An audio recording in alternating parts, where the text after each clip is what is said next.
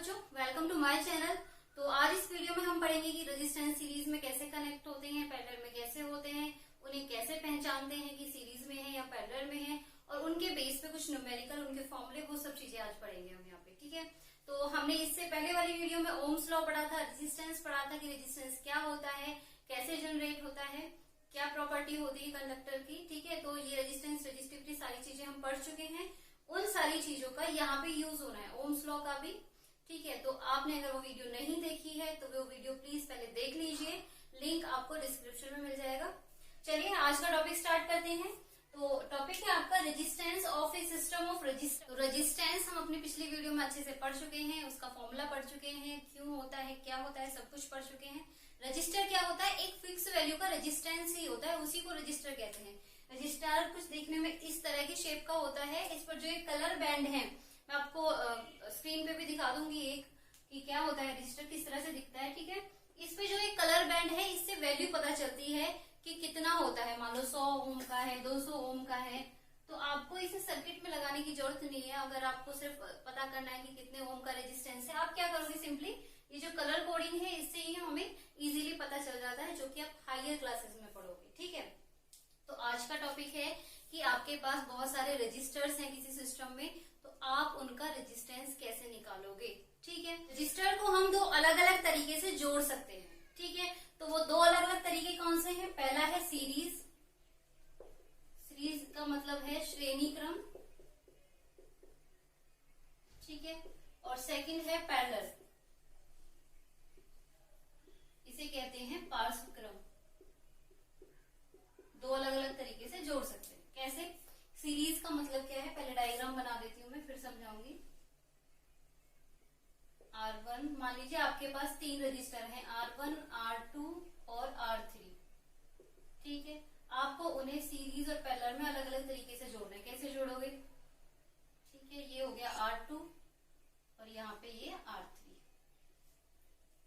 ये आपने किसी बैटरी से जोड़े हुए हैं, यहाँ पर कोई की है। ठीक है, ये हो गया सीरीज। और पैरेलल कैसे होता है?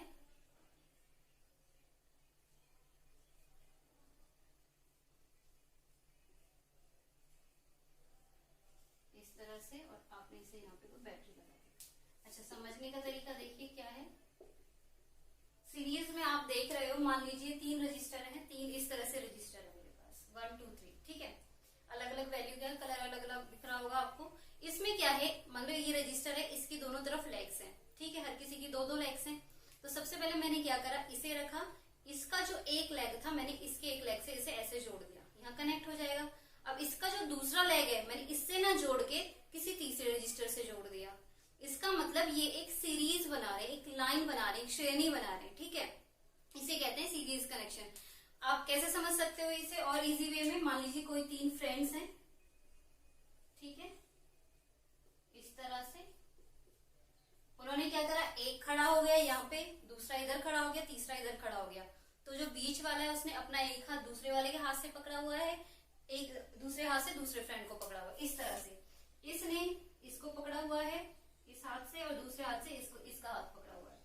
ठीक है, इसे कहेंगे सीरीज कनेक्शन। मतलब एंड टू एंड, एक शुरू हुआ, इसके एंड से दूसरा जुड़ गया, उसके दूसरे एंड से तीसरा जुड़ गया, उसके एंड से चौथा जुड़ गया। मतलब किसी भी एक रजिस्टर की दोनों लेग्स किसी एक रजिस्टर से नहीं जुड़ी होंगी। मतलब इसकी एक लेग ही इस रजिस्टर से जुड़ी होगी, इसकी दूसरी लेग किसी और चीज से जुड़ी होगी। जैसे ये वाला देखें, इसकी एक लेग तो R2 से जुड़ी है, दूसरी लेग इसकी सीधी बैटरी से जुड़ी हुई है। ठीक है, समझ आ गया? कोई डाउट नहीं इसमें। पैरेलल कैसे होता है? पैरेलल में क्या है, मान लीजिए ये 3 रजिस्टर है मेरे पास, तीनों से अलग अलग वायर निकला हुआ है, लेग्स निकली हुई है। मैंने क्या करा, तीनों को इस तरह से रखा और तीनों की मैंने लेग्स को लेके इकट्ठा इधर जोड़ दिया और इकट्ठा इधर जोड़ दिया। ये उसी तरह से अगर आप समझोगे, मान लो 3 फ्रेंड हैं, इन्होंने क्या करा, एक ऐसे खड़ा हो गया, एक इसके सामने, जैसे एक फ्रेंड ये खड़ा हो गया, दूसरा यहाँ खड़ा हो गया, तीसरा यहाँ खड़ा हो गया। ठीक है, तीनों ने अपना एक एक हाथ एक जगह रख दिया इस तरह से, दूसरा हाथ तीनों ने एक जगह रख दिया इस तरह से। ठीक है, तो तीनों के जो एक एक हाथ है वो एक जगह है और दूसरे हाथ एक जगह है, 2 कनेक्शन हुए हैं सिर्फ। ठीक है, समझ आ गया? तो यहाँ पे क्या है, सारी जो आपके पास रजिस्टर होता है उनका एक लेग एक जगह होता है, दूसरा लेग दूसरी जगह होता है। यहाँ पे क्या है, एक के बाद दूसरा, दूसरे के बाद तीसरा, चौथा, ठीक है, इस तरह से होता है। इसको हम ये कह सकते हैं ना, इस रेजिस्टेंस के दोनों लेग इस वाले रेजिस्टेंस से कनेक्ट है, इस वाले रेजिस्टेंस से भी कनेक्ट है, लेकिन इस रेजिस्टेंस के दोनों लेग ना तो R1 से कनेक्ट है ना R3 से, मतलब एक लेग दूसरे से कनेक्ट है, एक लेग दूसरे से कनेक्ट है, ठीक है। तो ये तरीका है पहचानने का। अच्छा, कंफ्यूज होने की जरूरत नहीं है। देखिए, अगर मान लीजिए इस तरह से आ जाता है,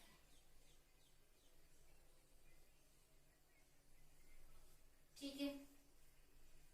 अच्छा, ये R1 है, ये R2 है, ये R3 है। अब ये मत देखना कि ये ऊपर नीचे है, नहीं, देखिए इसकी ये दो लेग्स ये हो गई इस तरह से, ठीक है, ऐसे मान सकते हैं।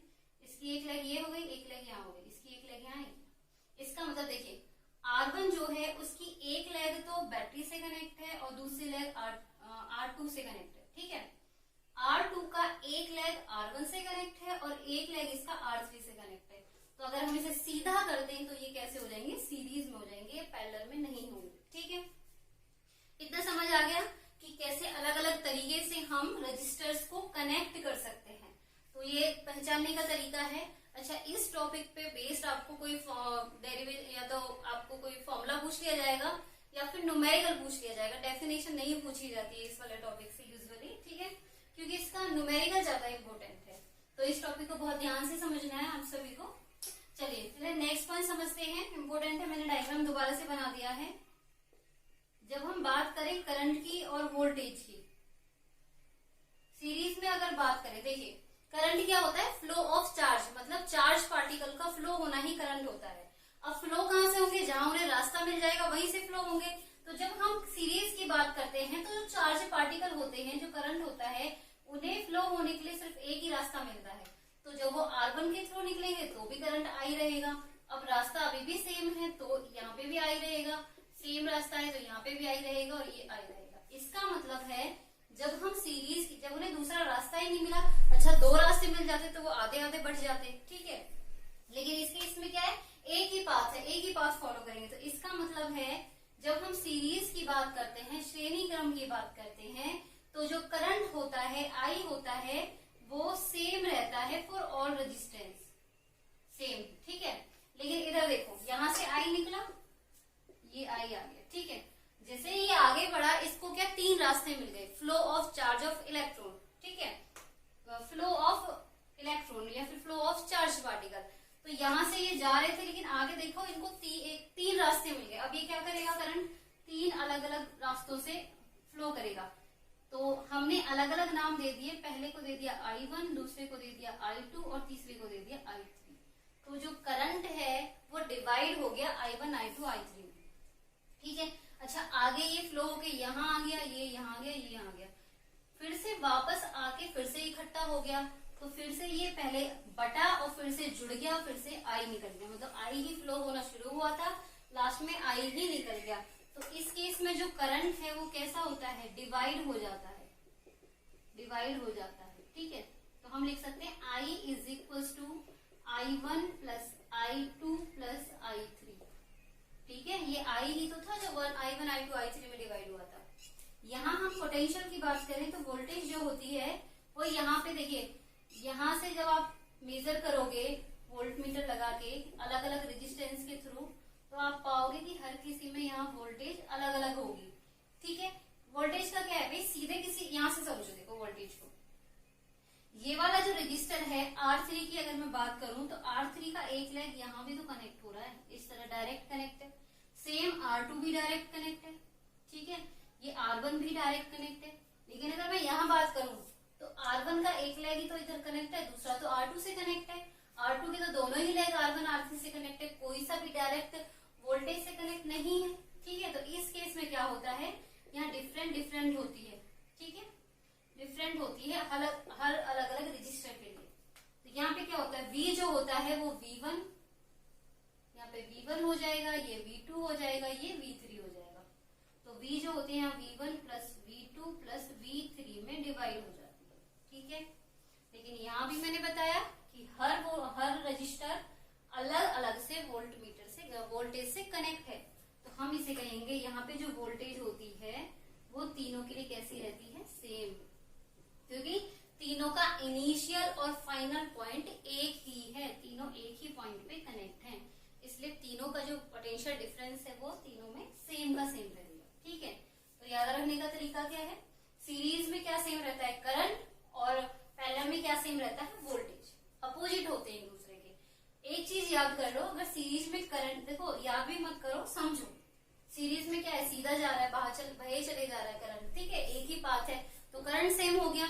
ऑब्वियस है, जब सीरीज में करंट सेम हो गया तो वोल्टेज इसकी अपोजिट हो जाएगी, वो डिवाइड होगी। पैरेलल में इसका पूरा ही अपोजिट कर दो, यहाँ करंट सेम था तो वहां करंट को डिवाइड कर दो और वोल्टेज को सेम कर दो। ठीक है, याद हो जाएगा ये।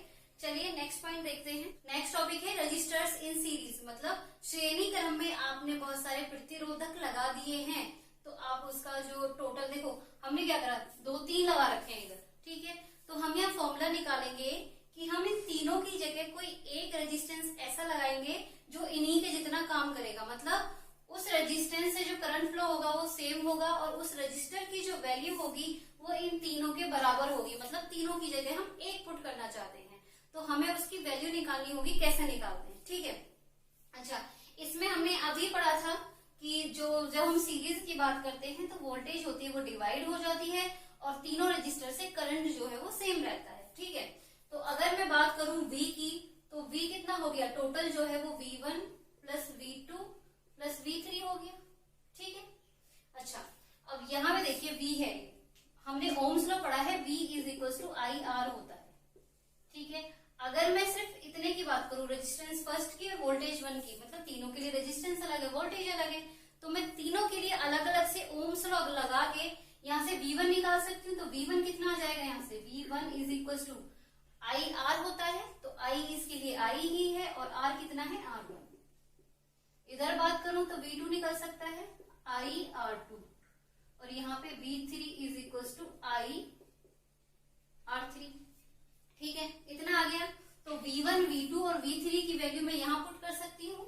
अच्छा, V क्या है यहाँ पे, अगर इस पूरे की बात करूं तो टोटल जो V है वो I और RS, V is equal to IRS क्या है, अगर इन तीनों की जगह मैं कोई एक रख रही हूँ तो उसे मैं कह रही हूँ RS, मतलब रेजिस्टेंस इन सीरीज। ठीक है, तो यहाँ टोटल की जगह क्या लिख सकती हूँ, V की जगह IRS is equal to V1 की वैल्यू क्या है, IR1 plus IR2 plus IR3। ठीक है, इतना समझ आ गया। I कॉमन ले लो, IRS, इधर से I कॉमन आ जाएगा, R1 plus R2 plus R3। ठीक है, I से I कट हो गया तो RS की वैल्यू क्या आ गई आपकी, R1 plus R2 plus R3।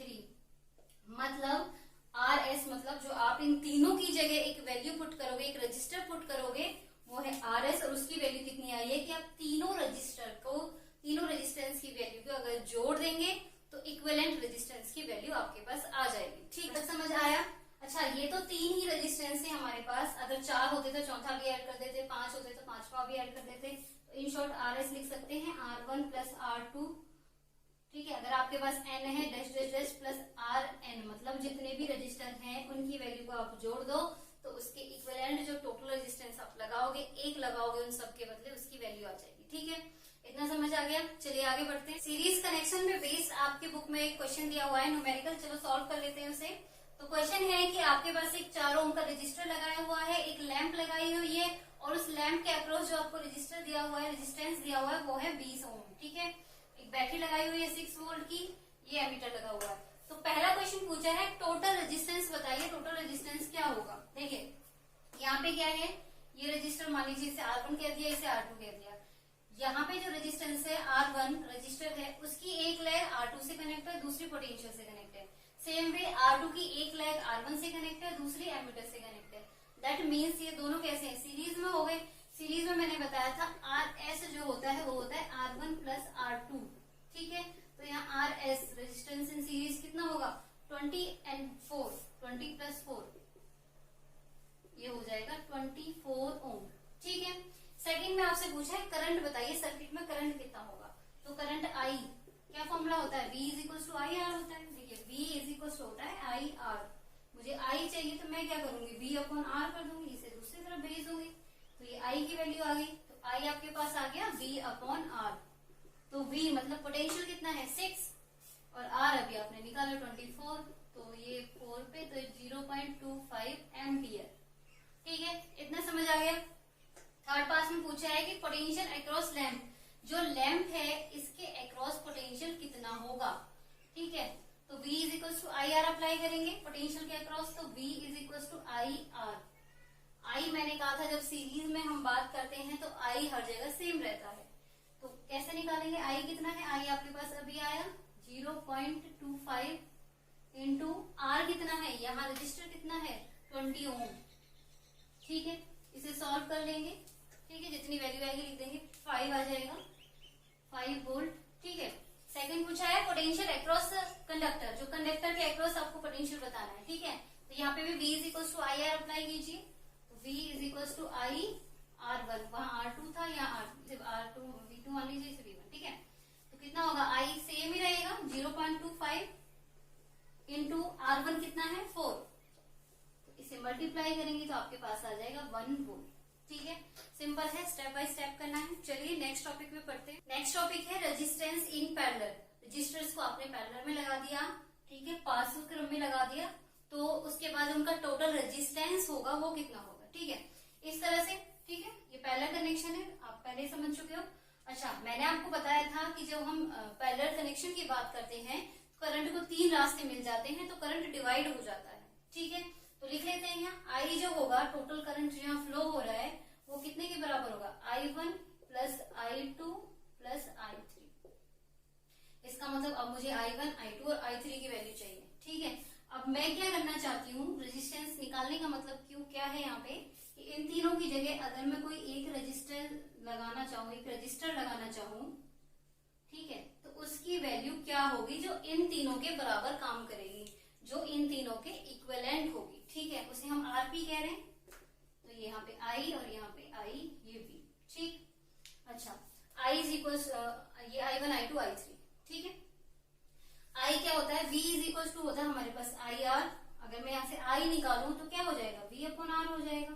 ठीक है, लेकिन जब मैं इस केस की बात कर रही हूँ तो V अपॉन V तो है टोटल। ठीक है, तो आई क्या हो जाएगा, आई इज इक्वल टू हो जाएगा V अपॉन आर की जगह मैं कह रही हूँ आरपी।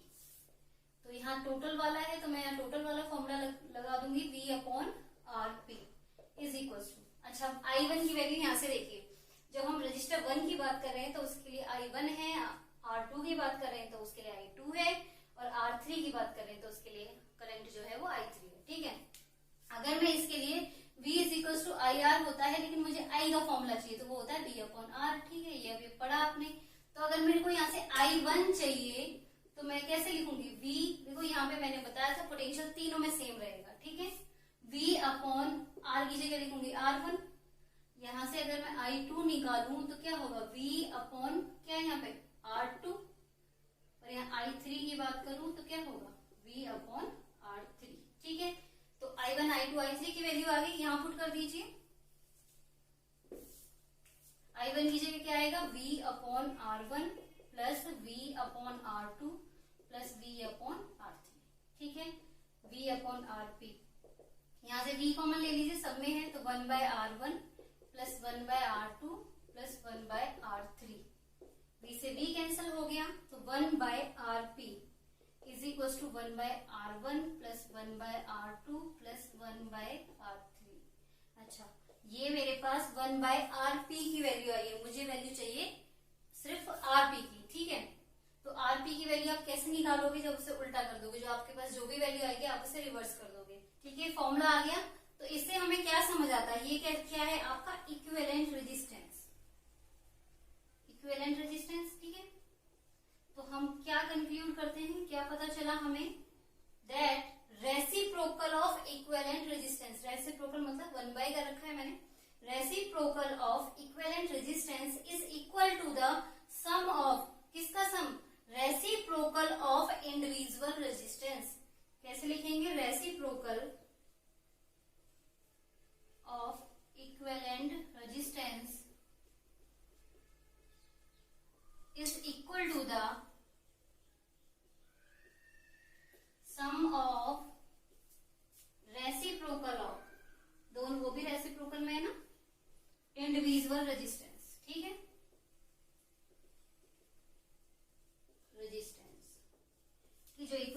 रेजिस्टेंस आएगा उसका जो रेसिप्रोकल है वो किसके बराबर है, हर किसी को उल्टा कर दें, तीनों का रेसिप्रोकल निकालें, जितने भी आपके पास रेजिस्टेंस है उन्हें ऐड कर दें रेसिप्रोकल निकाल के, उसके बराबर हो जाएगा। ठीक है, चलो इस पे बेस्ड एक न्यूमेरिकल कर लेते हैं। क्वेश्चन आपकी बुक में दिया हुआ है, पैरेलल कनेक्शन पे बेस्ड है। तो क्या है क्वेश्चन, उसमें R1, R2, R3, R4, R5 मतलब 5 रेजिस्टेंस दे रखे हैं आपको, वो इस तरह से कनेक्टेड हैं, 12 वोल्ट की बैटरी दे रखी है, 1 एम्पियर लगा रखा है, ठीक है, एमीटर लगा रखा है। तो आपको बताना है कि टोटल, पहले पार्ट में पूछा है कि टोटल रेजिस्टेंस क्या होगा। अच्छा, पहले अगर हम इन्हें देखें R1 और R2 को, तो R1 और R2 का एक लेग देखिए, R1 का R2 से कनेक्ट है, दूसरा लेग भी R2 से कनेक्ट है। इसका मतलब ये कैसे हो गए, पैरेलल में हो गए। तो सबसे पहले हम R1 और R2 का इक्विवेलेंट निकालेंगे, तो उसे R डैश बोल देते हैं। तो 1/R डैश क्या फॉर्मूला है, 1/R1 plus 1/R4, sorry 1/R2, कितना आ जाएगा 1/R डैश कह देते हैं इसे, कितना आ गया 1/10 प्लस 1/40। एलसीएम ले लोगे इसका कितना आ जाएगा 44 प्लस 1, तो ये आ गया आपका 1/R डैश आ गया आपका, कितना आ गया 5/40, 5/40। ठीक है, तो मुझे क्या चाहिए, R डैश चाहिए। R डैश कितना हो गया आपका, R डैश हो गया आपका 40/5, उल्टा कर दिया मैंने इसे, ये उल्टा हो जाएगा, इसे काटेंगे तो आ जाएगा 8 ओम। ठीक है, तो सबसे पहले इन दोनों को मिला के जो आ रहा है वो कितना आ गया 8 ओम। ठीक है, चलिए अब सेकंड पार्ट में देखते हैं R3, R4, R5। ये तीनों भी आप देख रहे होगे, तीनों का एक लेग एक तरफ है, इसका ये रहा, इसका ये रहा, इसका ये रहा, दूसरा लेग दूसरे पॉइंट पे कनेक्ट है, तो ये तीनों भी पैरेलल में हो गए। तो 1/R डबल डैश मान लेते हैं उसे, तो 1/R3 plus 1/R4 plus 1/R5 के बराबर हो जाएगा। ठीक है, तो 1/R3 कितना है, 1/R3 की वैल्यू दे रखी है 30 प्लस 1/R4 की वैल्यू कितनी दे रखी है 20 प्लस 1/R5 कितना है 60। एलसीएम लेंगे इसका 60 आ जाएगा, ये 2 प्लस 3 प्लस 1 कितना हो गया ऊपर 6/60। मुझे R डैश की वैल्यू चाहिए डबल डैश की, ठीक है, उसे उल्टा कर देंगे, 60/6 कितना आ गया 10 ओम। तो आपके पास इन तीनों की जो इक्विवेलेंट वैल्यू है वो आ गई 10 ओम। ठीक है, समझने के लिए मैं सर्किट दोबारा से बना सकती हूँ, कैसे, अगर मैं ये अलग अलग से ना लिख के, अब मैं कह रही हूँ कि यहाँ मैंने एक लगा दिया, जिसे मैं क्या नाम दे रही हूँ R डैश का। ठीक है, R डैश, उसकी वैल्यू कितनी है 8 ओम, अभी हमने निकाली। तो इन तीनों की जगह मैं एक ही लगा सकती हूँ 10 ओम का रजिस्टर। डायग्राम थोड़ा छोटा बना लेते हैं। ठीक है, तो इन तीनों की जगह मैंने क्या लगा लिया, एक रजिस्टर लगा लिया जो कितना है 10 ओम का। ठीक है, सेम चीज है। चलिए, अच्छा अब ये आपके पास 12 वोल्ट, ये तो आ गया इसका रेजिस्टेंस दोनों का अलग अलग से। अब पूछ रहा है टोटल रेजिस्टेंस, टोटल मतलब अब हम देखते हैं, देखो इसका एक लेग जो है इधर कनेक्ट है, लेकिन दूसरा लेग बैटरी से कनेक्ट है, इसका मतलब ये दोनों कैसे हो गए, सीरीज में हो गए। सीरीज में होने का मतलब है अब जो मेरे पास टोटल रेजिस्टेंस आएगा फाइनल, वो क्या होगा R dash plus R double dash. Series का फॉर्मूला क्या था, जितने भी रेजिस्टेंस हो रहे ऐड कर दो, तो क्या आ गया, यहाँ पे कितना है 8 प्लस 10, तो कितना आ गया 18 ओम। ये आ गया आपका टोटल रेजिस्टेंस। ठीक है, ये मैंने क्या किया था उसमें कंफ्यूज तो नहीं हो, बस मैंने उसकी जगह जो वैल्यू आई थी ऐड करके वो रेजिस्टेंस लगा दी ताकि क्वेश्चन समझ आए। सेकंड पार्ट में पूछा है टोटल करंट। टोटल करंट कितना हो जाएगा, total resistance V is equal to IR होता है ना, टोटल करंट चाहिए तो मैं क्या करूंगी टोटल रेजिस्टेंस से डिवाइड कर दूंगी V को, तो I कितना हो गया V/R। V कितना आपके पास 12 और R कितना आया आपके पास 18, 2 पे ये 3 पे कितना आ गया 2/3, या फिर इसको लिख सकते हैं 0.67 एम्पियर करंट पूछा है। ठीक है, क्वेश्चन समझ आ गया। चलिए आगे बढ़ते हैं, एक इम्पोर्टेंट पॉइंट और रह गया समझाना। नेक्स्ट न्यूमेरिकल है हमारे पास, आपके पास 3 रेजिस्टेंस है और तीनों की ही वैल्यू 30 है। ठीक है, तो तीनों रेजिस्टेंस को मैं 4 अलग तरह से कनेक्ट कर सकती हूँ। सॉरी, पहला क्या है, तीनों को मैंने देखिए सीरीज में कनेक्ट कर दिया। सेकेंड केस में मैंने तीनों को पैरेलल कनेक्ट कर दिया। थर्ड केस में मैंने क्या किया है, R2 और R3 को पैरेलल में कर दिया, R1 उनके साथ सीरीज में है। और फोर्थ में मैंने क्या किया है, R1 R2 को मैंने सीरीज में कर दिया और उन्हें R3 के साथ पैरेलल में कर दिया। ठीक है, चारों का हम इक्विवेलेंट रेजिस्टेंस निकाल के देखते हैं, फिर देखते हैं कि क्या पॉइंट निकल के आता है। तो यहाँ अगर मैं RS की बात करूं, जब सीरीज में होते हैं तो ऐड हो जाते हैं, तो 30 प्लस 30 प्लस 30 तीनों ऐड हो जाएंगे, तो यहाँ से बन गया 90 ओम। ठीक है, सेकेंड केस में क्या हुआ, ये आपने पैरेलल में लगा दिया, तो 1/RP कितना आ गया, 1/30 प्लस 1/30 प्लस 1/30। ठीक है, 30 एलसीएम आ गया, 1 प्लस 1 प्लस 1 ये हो गया 3/30। तो RP जो आपके पास आ गया वो कितना आ गया, 30/3, कट करेंगे तो 10, तो RP की वैल्यू आपके पास आ गई 10। ठीक है, RS की वैल्यू कितनी आएगी, 90। ठीक है, यहाँ पे इक्विवेलेंट रेजिस्टेंस देखें तो ये दोनों देखो पहले पैरेलल में है, तो पहले इनका कॉम्बिनेशन सॉल्व करेंगे, तो 1/RP डैश कह देते हैं इसे, कितना हो गया 1/30 प्लस 1/30, इन दोनों को सॉल्व कर रहे हैं पहले, तो एलसीएम कितना आ गया 30, 1 प्लस 1, तो ये कितना हो गया 1/RP डैश, ये हो गया आपके पास 2/30। तो यहाँ से RP डैश की वैल्यू कितनी आ गई 15। अच्छा, ये जो आया है इन दोनों का इक्विवेलेंट वो देखिए, R1 के साथ सीरीज में है, तो अब जो टोटल आएगा आपके पास रेजिस्टेंस वो कितना आएगा 15 प्लस इसका 30, क्योंकि दोनों सीरीज में है, तो ये यहाँ पे आ गया 45। ठीक है, इसकी बात करें तो देखिए ये दोनों सीरीज में है, तो इन दोनों का तो हो गया 60, जोड़ देंगे दोनों को। अब इसके साथ ये पैरेलल में है, तो 1/RP डबल डैश लिख देते हैं, इसे कितना हो गया ये 1/60, कैसे आया समझ आ गया, दोनों को ऐड कर दिया क्योंकि दोनों सीरीज में है, प्लस 1/30, एलसीएम ले लो इसका 60 आ जाएगा, तो 1 प्लस 2 तो 3/60, या फिर इसे RP डबल डैश करेंगे तो कितना आ गया 60/3, ये आ गया कट करके 20 ओम। अच्छा देखो, चारों ही केसेस में हमारे पास 3 रेजिस्टेंस से सेम वैल्यू के। ठीक है, जब हमने उन्हें सीरीज में जोड़ा तो टोटल जो रेजिस्टेंस निकल के आया वो निकल के आया आपके पास 90। ठीक है, पैरेलल में जोड़ा तो 10 आया, सीरीज पैरेलल मिक्स करके जोड़ा तो एक बार 45 आया, एक बार 20 आया। तो इससे हमें क्या कंक्लूजन मिलता है, ये कंक्लूजन मिलता है अगर हमें रेजिस्टेंस दिए हुए हैं और हमसे पूछ लिया जाए कि आप उन दिए हुए रेजिस्टेंस को किस तरह से जोड़ोगे कि जो इक्विवेलेंट रेजिस्टेंस है उसकी वैल्यू मैक्सिमम हो जाए, तो आप कहोगे सीरीज में, क्योंकि जब हमने सीरीज में जोड़ा तभी हमारे पास जो इक्विवेलेंट रेजिस्टेंस है उसकी वैल्यू मैक्सिमम आई। ठीक है, दूसरी तरफ यहाँ देखिए, जब हमने उन्हें पैरेलल में जोड़ा तो उसकी वैल्यू 10 मतलब सबसे ज्यादा कम आई।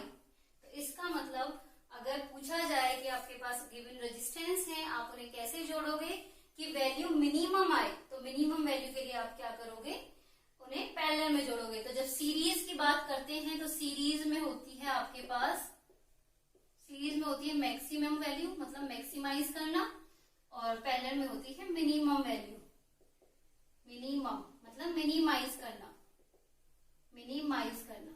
ठीक है, आगे समझ में, तो यहाँ तक आई थिंक क्लियर होगा। नेक्स्ट वीडियो में हम करेंगे इलेक्ट्रिक पावर, और उसके बाद हम करेंगे कुछ न्यूमेरिकल जो कि बेस्ड होंगे ओम्स लॉ पे या फिर रेजिस्टेंस के क्वेश्चंस होंगे उसमें। तो ये वाला जो टॉपिक है सीरीज पैरेलल वाला, ये मोस्ट इम्पोर्टेंट टॉपिक है, एक क्वेश्चन यहाँ से आता ही है आपके एग्जाम में। सीरीज पैरेलल में दे देंगे, कुछ भी पूछ लिया जाएगा, पहले तो सीरीज में है या पैरेलल में है, फिर इक्विवेलेंट रेजिस्टेंस, करंट, वोल्टेज, कुछ भी पूछ लेंगे उससे रिगार्डिंग।